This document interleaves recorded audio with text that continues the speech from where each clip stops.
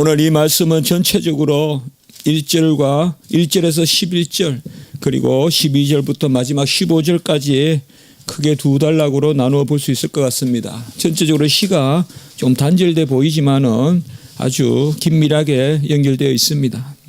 앞부분의 1절과 11절까지는 바로 간구와 기도 그리고 찬양이 나옵니다. 특별히 9절에 보면 새 노래로 노래하며 열줄비파로 찬양하리라.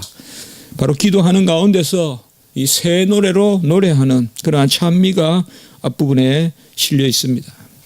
새 노래라는 것은 단순히 새로운 노래라는 개념이라기보다 구속사적 관점에서 새 언약, 새 하늘과 새 땅, 새 노래, 바로 새로운 시대, 새로운 언약, 우리가 구속사적으로 봤을 때 예수 그리스도의 은혜를 노래하는 그 노래라고 우리가 볼 수 있어요. 그래서 새 노래로 이런 것을 상당히 종말론적 관점에서 우리가 바라봐야 된다라는 것을 생각해 볼 수가 있습니다. 여하튼 앞부분에서는 바로 여호와께 감사하고 또 성호를 찬양하는 그 찬미 가운데서 기도에 중점을 두고 있다면 후반부는 아예 그 기도가 이제 응답되었듯이 우리가 저번에 계속 그렇게 살펴봤죠. 시편에는 보면 자기의 어떠한 처지와 그리고 기도가 있고 그리고 감사가 나오는데 그 감사는 이미 이루어진 것으로 그러니까 기도하면서 이미 이루어진 것으로 믿고 그렇게 감사한다. 그래서 항상 그 기도는 서원 기도적인 성격이 있다. 그 서원 기도는 다른 것이 아니라 이미 하나님이 이루셨다고 보고 지금 감사하는, 이미 하나님이 이루셨다는 것을 확신하고 지금 감사하는, 이후에 내가 무슨 힘이 있고 이후에 내가 뭘 해서 내가 할 것이라는 것에 대한 그러한 맹세를 헛맹세고, 헛맹세와 참 서원의 차이는 서원은 하나님이 하실 것으로 믿고 내가 하는 게 아니라 하나님이 하실 것으로 믿고 미리 찬미하는, 찬송하는, 그러니까 이런 것을 우리가 시편에서 자주 볼 수가 있어요. 간구하면서 벌써 그것을 이루어 주셨으니 감사하고 또 내 하나님은 풍성히 주시니 감사하고, 그래서 12절로부터 마지막 절까지는 그러한 부분이 잘 나타나 있습니다. 이러한 오늘 말씀 가운데 먼저 우리가 어떻게 보면 우리 후반부를 먼저 살펴보는 것도 의미가 있습니다. 왜냐하면 이것은 신앙을 이야기하고 있고 또 특별히 이 시편 기자가 살아왔던 어떤 흔적을 이야기하는 것이에요. 역정을 이야기하는 것이고 간증이라고도 볼 수 있어요. 우리는 사실 하나님이 항상 관념적이고 사변적인 신앙에 머물게 하시는 것이 아니라 내 하나님이요, 삶의 역사 가운데 내가 살아온 행적 가운데 살아계신 하나님이라고. 우리가 1년 전에 믿었건 10년 전에 믿었건 항상 하나님은 처음 우리를 부르시는 처음의 사랑이 있고 그것을 계속 기억하면서 나아가게 하는 거거든요. 여러분, 가장 큰 가냐 사건의 기적이 홍해 때 먼저 있었다는 걸 아셔야 돼요. 10번 재앙과 홍해 가운데 우리도 어떻게 보면 우리의 구원의 그런 서정도 가장 큰 은혜가 먼저 있었던 거예요. 크게 홍해를 가르고 그 다음에 후속하는 그 은혜에 따르는, 홍해를 갈라주셔서 건너게 하셨으니까 물도 주시고 메추라기도 주시고. 그러니까 항상 우리의 신앙은 단지 해고적이 아니라 기념적인 신앙이 돼야 된다. 과거를 기억하면서 그 은혜가 지속되는 어떤 과거에 끝난 은혜가 아니죠. 그것이 성찬의 의미고 바로 단순 기억이 아니라 기념하는, 그것은 과거의 일이 과거에 끝난 것이 아니라 현재의 역사하고 또 미래까지 끝까지 우리를 견인하는 그 은혜를 우리에게 전해주는 것이죠. 그래서 이미 내 자네 족하다, 받은 바 은혜를 헤아려 보라, 찬송도 하지만은 이미 크게 우리 삶도 다 홍해가 갈라졌어요. 이미 우리의 삶도 크게 하나님이 바로로부터 구해 주셨어요. 그러한 저주의 노예, 또 세속적인 노예, 의와 불의와 불법의 병기가 됐던 그런 삶으로부터, 죄의 종의 삶으로부터 하나님이 우리를 구원해 주셨거든요. 옮겨 주셨거든요. 건져 주셨거든요. 그 가운데 우리의 삶의 여적이 있어요. 다시 우리가 믿고 확신하고 하나님께 감사하는 바는 바로 이런 부분이 있거든요. 그렇기 때문에 단지 우리가 오늘 12절부터 15절 이 부분을 살펴본다면 이게 지금 다시 기도하지만은 어떤 사건에 대한 응답이라기보다 하나님의 어떠하심에 대한 기도죠. 하나님은 이러이러하신 분이고 내 삶에서 이렇게 역사하셨기 때문에 그분은 변함이 없으시다 말이죠. 우리가 죽을 때 한번 나중에 주님 우리 이제 이 땅을 떠날 때 한번 헤아려 볼 때가 있지 않겠어요? 아마 어김없이 우리는 그럴 거예요. 한 번도 하나님은 우리를 배반하신 적이 없다. 한 번도 하나님은 우리의 기도를 응답하지 아니하신 적이 없다. 아마 이렇게 우리가 고백할 것 같아요. 꼭 기도의 대장이고 뭐 저쪽 밀리고 이런 분만 그렇게 말한 것이 아니라 우리도 지금이란 이 시간에 갇혀서 의심하고 또 확률을 따지고 이런 버릇들이 있지만 지나고 우리가 삶을 결산을 할 때 보면 요셉과 같이 야곱과 같이 모세와 같이 우리가 돌아보면서 하나님의 흔적을 우리가 생각해 본다면 또 스데반이 죽으면서 그렇게 설교하듯이 전했던 말씀을 우리가 생각해 본다면 우리의 삶은 한 번도 하나님이 최선의 길로 우리가 생각지도 않았던 그러한 길로 온전하게 우리를 이끄셨다. 이런 고백이 분명히 우리에게 있거든요. 오늘 15절에 보면 우리가 예배 때도 제가 자주 교도하는데 이렇게 우리가 송영할 때 읽는 말씀인데요. 이러한 백성은 복이 있나니 여호와를 자기 하나님으로 삼는 백성은 복이 있다. 이것은 아까 말씀드렸지만 어떤 상황적인 것이 아니라 어떤 사건적인 게 아니라 본질적인 것이고 하나님과 우리 사이의 본질적인 관계죠. 바로 여기에서 백성이라는 말은 언약의 백성, 언약적인 그런 개념이죠.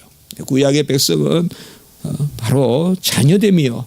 그래서 천지를 지으시고 만물을 운행하시고 주장하시고 그리고 특별히 인간을 지으시고 인간의 삶에 깊이 간섭하시되 택함 받은 백성은 끄트머리까지 다 주장하시고 지켜주시는 그 하나님, 그것이 바로 백성됨이다. 언약의 백성됨, 곧 영생을 뜻합니다. 영생의 자녀에겐 복이 있나니 하나님을 자기 하나님으로 삼는 백성, 이게 언약의 개념이에요. 에덴 동산의 아담과 하와는 이런 여호와를 자기 하나님으로 삼는 백성의 반열에 들지 못했어요. 타락했지만은 다시 그리스도의 은혜로 회복된 우리만이 여호와를 우리의 하나님으로 삼는 그 백성, 언약의 백성의 복을 누리는 이러한 선하심, 토브, 그 복을 누리는 그러한 자리에 우리가 서게 되는 것이죠. 특별히 그 복에 대해서 12절부터 14절까지 아주 시적으로 그렇게 표현하고 있습니다. 12절에 보면 우리 아이들은 어리다가 장성한 나무들과 같고, 바로 우리 아이들은 장성한 나무들과 같고 궁정의 양식대로 아름답게 다듬은 모퉁이들과 같다. 자, 이러면 얼마나 좋겠어요. 또 이렇게 하시겠죠.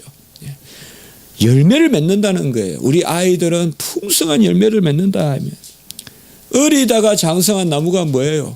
이 가장 싱싱한 나무고 그리고 열매가 맺는 나무예요.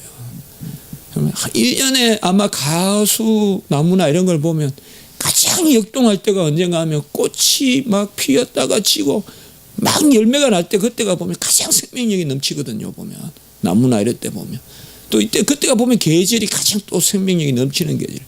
그때 바로 이 표현이에요. 그래서 어린 나무가 장성한 나무로 넘어갈 때의 어떤 그런 생명력, 그게 우리 자녀들에게 있으며, 물론 열매를 맺고 그게 튼실해지고 그게 막 있고 그때도 아름답지만 보면 봄날 보면 그 가지에 보면 이제 끄트머리마다 열매가 하나씩 이래 막 열매가 이제 막 열릴 때 그때 보면 그 생명의 약동력, 그 풍성함, 어디서 저렇게 열매들이 막 아주 그냥 물감으로 찍으려고 해도 그만큼 찍기 힘들 만큼 큰 열매들이 열린단 말이에요. 나무 가스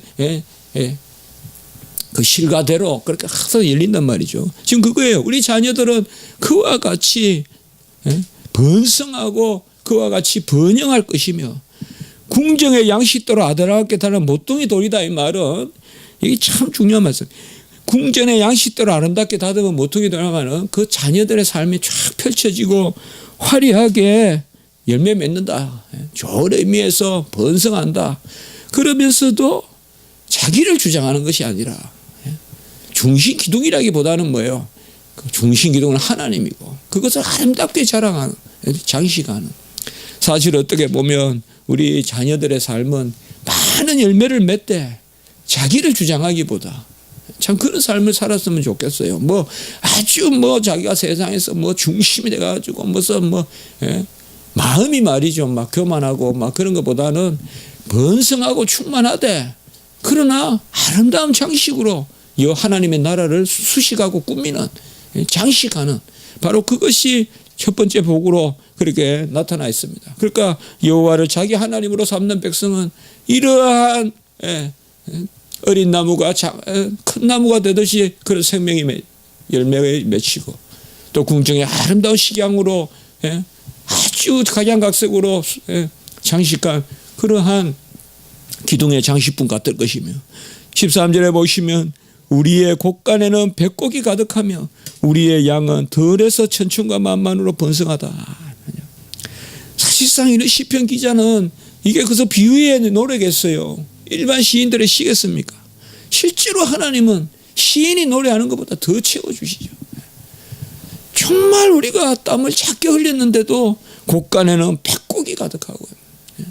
곳간을 짓고 또 채우고 짓고 또 채우고 그런 복을 베풀어 주신다 이 말. 여호와를 자기 하나님으로 삼으면 백곡이 가득하고 오곡 백가가 가득하고 백곡이 가득하고 그리고 우리의 양이 그냥 지천으로 그냥 들판에 뛰놀고 또 천천으로 만만으로 막 그냥 번성하고 야곱이 그 바단 아람에서 하나님을 믿으니까 그 막 가축이 번성하듯이 막 지천으로 천천과 만만으로 번성하고 그러니까 12절에 보면 우리 자녀들 우리 가족들 13절에 보면 우리의 그런 소유 또 14절에는 보면 또 같은 이야기지만 우리 수소는 무겁게 실었으며 이것은 우리의 경영 우리의 행사 뭔가 하면 수소가 무겁게 실었다는 것은 뭔가 하면요 장사를 하면 이익이 남는다.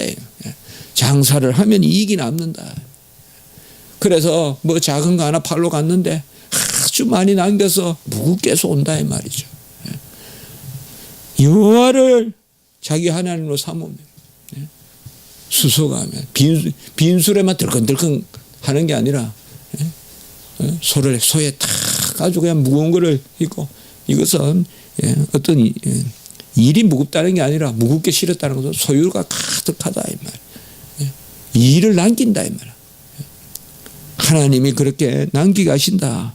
그리고 14절에 보면 우리를 침노하는 일이나 우리가 나아가 막는 일이 없고 뭔가 하면 우리에게 쳐들어오지도 않고 먼저 우리가 병기를 들고 나가서 막을 일도 없고 그냥 하나님이 막아주시고 다 그렇게 하고 그리고 슬피 부르짖음이 없다 이렇게 말하고 있습니다. 간략하게 12, 13, 14절에서는 바로 15절에 그 찬미의 조건들을 이야기하고 있는데 바로 여호와를 하나님으로 삼는 백성에게는 이러한 복이 임한다라고 이렇게 먼저 말씀하고 있는 것입니다.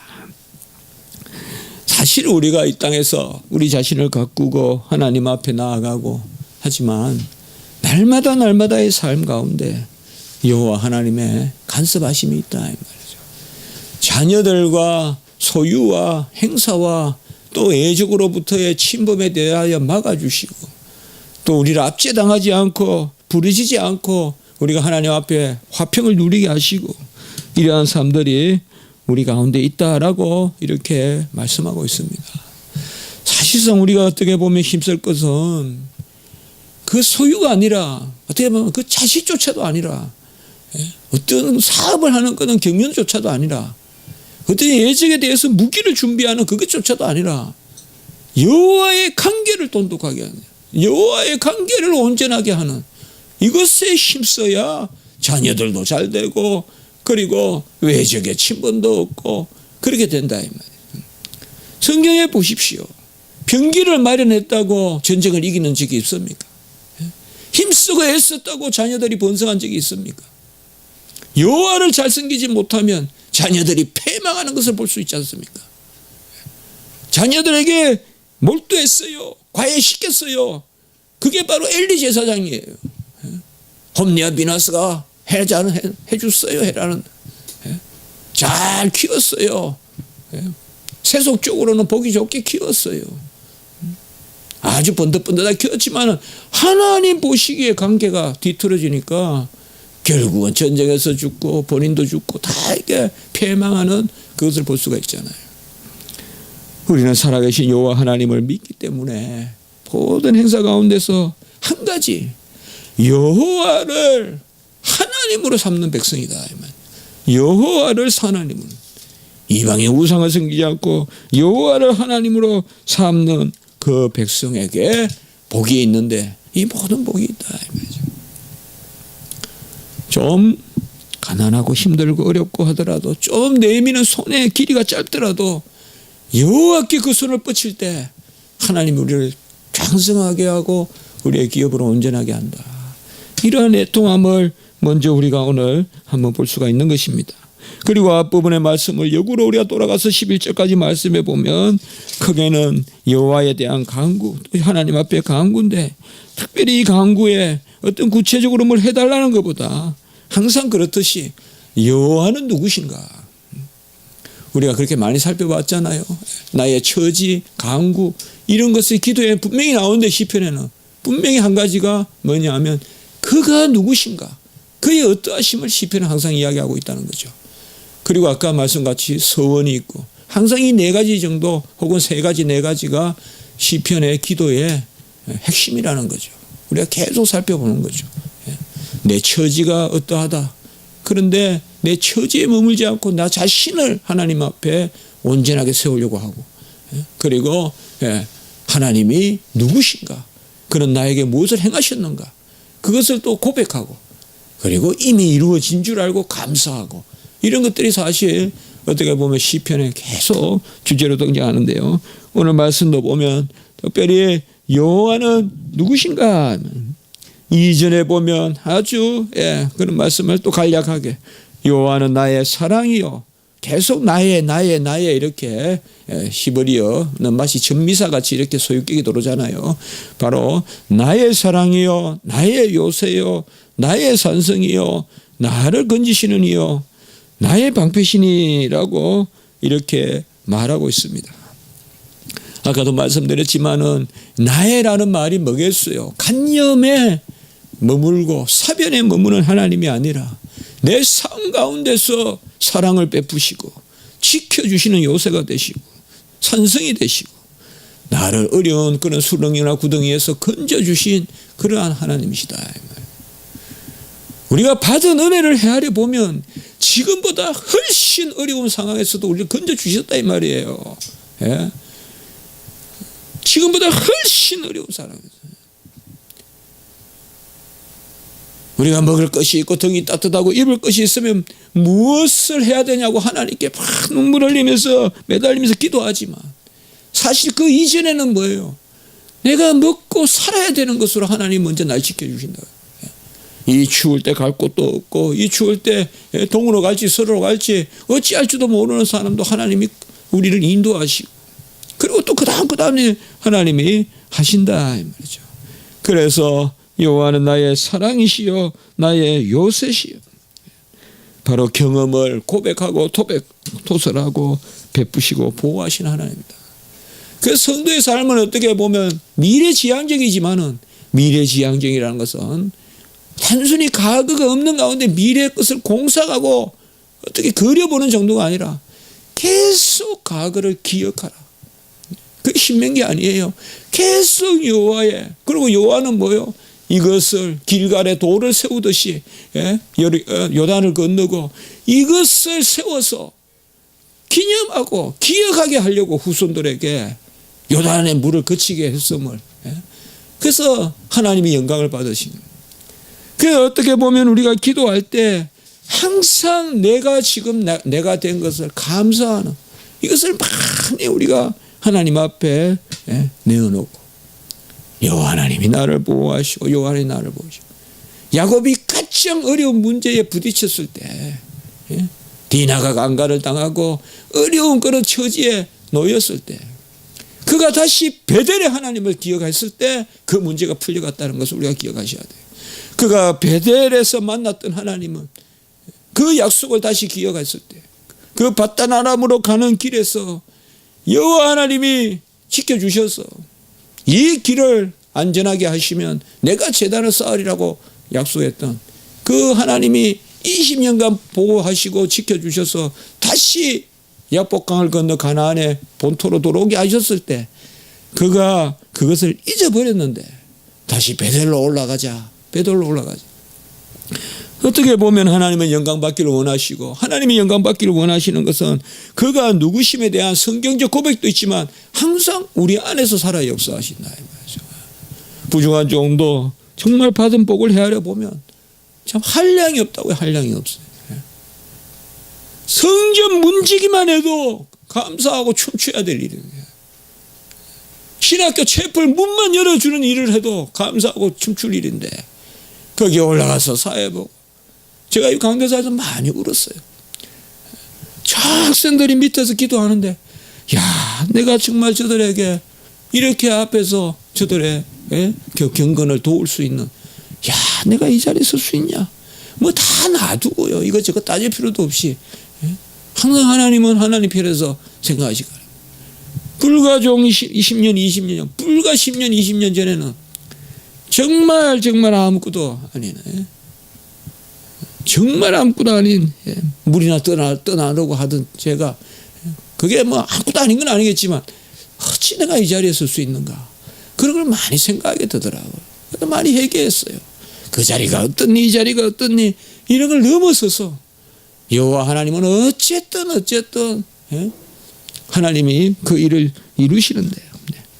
하나님이 우리에게 행하신 것을 생각하면 이후의 일들이 걱정할 게 없고 이후의 일들이 하나님이 다 지켜주시는 3절에서는 보면 이러한 것이 특별히 사람이 무엇이간데 우리가 시편 앞에 나오지만 8편이나 이런 데 나오지만 사람이 무엇이기에 주께서 그를 알아주시며 인생이 무엇이기에 그를 생각하시나이까.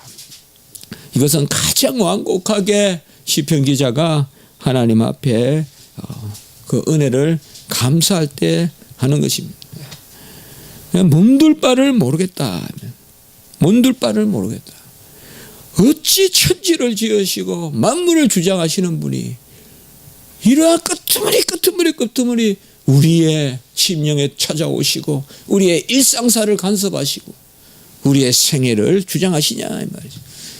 사람이 무엇이건데 주께서 그를 알아주시고 알아주신다 이 말이에요. 관심을 갖는다 이 말이에요. 지켜봐 주신다 이 말이에요. 근거하고 감찰하신다 이 말이에요. 그리고 그를 생각하신다.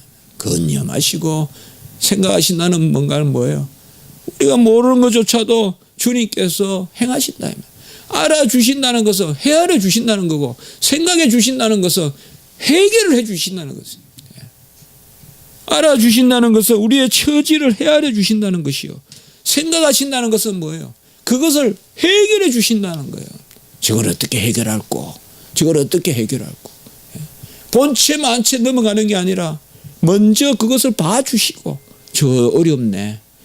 저 이스라엘 백성이 지금 간역자들의 저 채찍에 맞아서 집도 주지 않고 집을 구해와가지고 벽돌을 이기라고 하고 정말 하늘에 사무치는데 그것을 하나님이 그들의 강구를 그냥 넘어가지 않고 알아주시고 그리고 생각하신다 이 말. 어떻게 저들을 구출해낼까?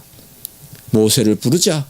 아론을 사용하자. 그리고 10가지 재앙을 예비하시고 그리고 홍해도 가르고 만나 매출하기 준비하셔서 그들을 광야 생활 가운데 훈련시켜서 가나안에 입성시키는 그 입경시키는 그런 모습을 우리가 볼 수가 있는 것입니다. 우리는 사실상 그냥 내버려 둔 버려진 돌과 같아도 아무 할 말이 없습니다. 아무 할 말이 없어요. 사람이 무엇이고 인생이 무엇인데. 4절에 보시면 사람은 다 흙것이고 그의 날은 그림자 같다. 여러분, 우리 한번 생각해 봅시다. 우리가 여호와 하나님을 믿지 않는다면 얼마나 과거에 대한 해고가 처참하겠어요. 저는 그렇게 생각해요. 자, 우리가 아까 죽을 때 이야기를 한번 해보자 그랬어요. 앞으로 다가올 시간이겠지만 아마 이 세상의 인생을 사는 사람들은 끝까지 그때 좀 더 가졌으면 좋았을 텐데 끝까지 자기 사욕을 못 채우고 죽은 것에 대한 해오감이 있을 거예요. 그러나 우리는 감사를 가지고 여호와 앞에 나아가는 것이죠. 잘 아셔야 됩니다. 흙것의 인생을 살면 안 돼요. 그림자같이 지나가는 삶을 살면 안 돼요. 그 핵심은 다른 게 아니에요. 여호와 하나님과의 관계를 온전히 하는. 역시 오늘 마지막 절 말씀과 같이 여호와를 우리의 하나님으로 삼는 백성, 그것이 바로 인생을 낭비하고 그림자같이 지나가는 것으로 삼지 않는 것이란 말이에요. 분명히 지금의 어려움이 우리에게 있지만은 공고함이 있고 또 애통함이 있고 또 연약함이 있고 막막함이 있지만은 여호와 하나님은 우리를 알아주시고 생각하시고 우리를 인도하십니다. 5절에서 7절을 보면 특별히 여호와 하나님의 권능을 이야기하고 있습니다. 사실상 시편 기자의 기도 모습은 이전의 것을 감사하고 그리고 여호와는 누구신가 뭐 그거예요. 그리고 그냥 대적을 물리쳐 주소서, 온전케 하소서. 사실 맞잖아요. 여호와와 우리 사이에 온전함만 있다면 그냥 모든 것을 아시는 분이잖아요. 그분은 무슨 보고를 해가 결제하시는 분이 아니잖아요. 먼저 아시는 분이잖아요. 아까 말씀도 나왔지만 그를 알아주잖아요. 우리를 먼저 알아주시고. 5절에 보면 하늘을 드리고 산들에 접촉하사 연기를 내게 하소서. 그리고 6절에 보면 번개를 번쩍이사 원수들을 흩으시며 그들을 무찌르소서. 그리고 7절에 보면 물 위에서부터 주의 손을 펴사 큰 물과 이방인의 손에서 건지소서라고 이렇게 말씀하고 있습니다. 이 5절, 6절, 7절은 어떻게 보면 어려운 지경에 있는 이 시편 기자가 그것을 구해달라고 지금 말씀하고 있는 거예요.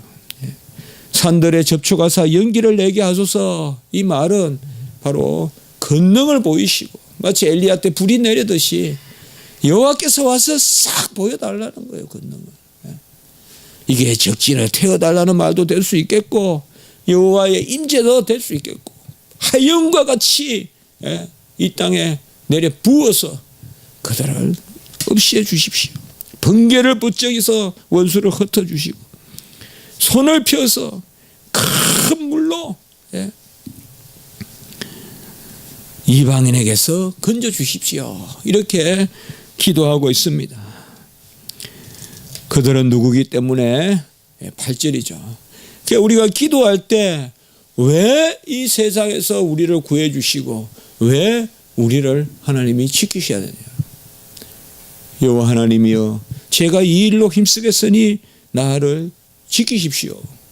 어찌하여 그들로부터 나를 구해달라고 할까요? 그게 바로 8절이다 이 말이에요. 그들의 입은 거짓을 말하고 그의 오른손은 거짓의 오른손이다. 이게 11절에도 거의 같은 말로 나옵니다. 그들의 입은 거짓을 말하고 그의 오른손은 거짓의 오른손이다. 자, 전에도 우리가 자주 나누었어요. 기도니까 시편 기자는 자기 자신이 우리의 손은 깨끗하다. 우리의 입은 진실하다. 그들의 입은 거짓을 입삼고 그들의 손은 거짓의 손이다.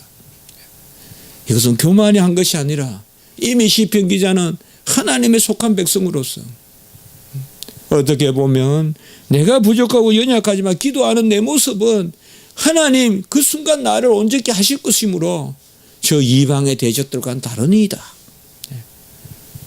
결국은 다른 싸움이 아니다 이 말이에요. 왜 여기에서 지금 다윗은 병기를 달라고 기도하지 않을까요? 왜 핫살을 달라고 기도하지 않을까요? 우리가 그런 시편을 본 적이 있습니까? 그게 없어요. 전쟁은 여호와가 하시는 거예요. 그럼 우리는 뭐냐? 거짓되지 않고 진실하고 감사하고, 이것이 바로 기도의 모습 아닌가.